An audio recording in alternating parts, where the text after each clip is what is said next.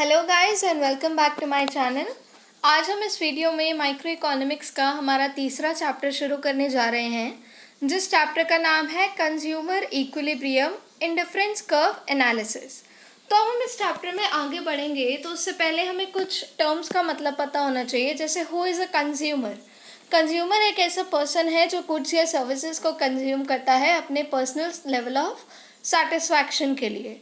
Equilibrium क्या होता है? इक्विलिब्रियम लेवल होता है पॉइंट ऑफ सैचुरेशन या पॉइंट ऑफ इक्वालिटी, जहां अगर आप किसी भी दो चीज़ों को कंपेयर कर रहे हैं तो ना कोई बड़ी होनी चाहिए ना कोई छोटी होनी चाहिए। Both those things should be equal to one another. ठीक है, अब आगे अगर हम इस चैप्टर में बढ़ते हैं तो जो हमारा पहला टॉपिक आता है that is cardinal and ordinal concept of utility. तो दो तरीके के कॉन्सेप्ट होते हैं जिसमें हम एक कंज्यूमर के सेटिस्फैक्शन को काउंट कर सकते हैं। एक होता है कार्डिनल कॉन्सेप्ट, एक होता है ऑर्डिनल कॉन्सेप्ट। कार्डिनल कॉन्सेप्ट वो कॉन्सेप्ट होता है जो सेटिस्फैक्शन को मेजर करता है न्यूमेरिक टर्म्स में, यानी कि यूनिट्स में, जैसे 2, 4, 6, 8, 10, 12 वटेवर। और जो ऑर्डिनल कॉन्सेप्ट है वो सेटिस्फैक्शन को एक कंज्यूमर के लेवल करता है in the form of units, लेकिन वो न्यूमेरिक टर्म्स में नहीं होता। वो या तो आप रैंक कर सकते हैं या कंपेयर कर सकते हैं। रैंक कैसे?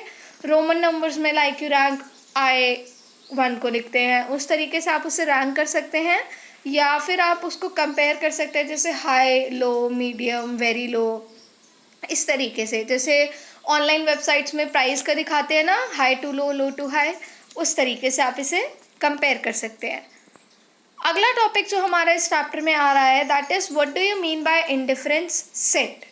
तो बेसिकली इंडिफरेंस सेट क्या होता है? Combination of two goods and services या combination of those goods and services जो एक कंज्यूमर को सेम लेवल ऑफ सेटिस्फैक्शन दे रहे हैं।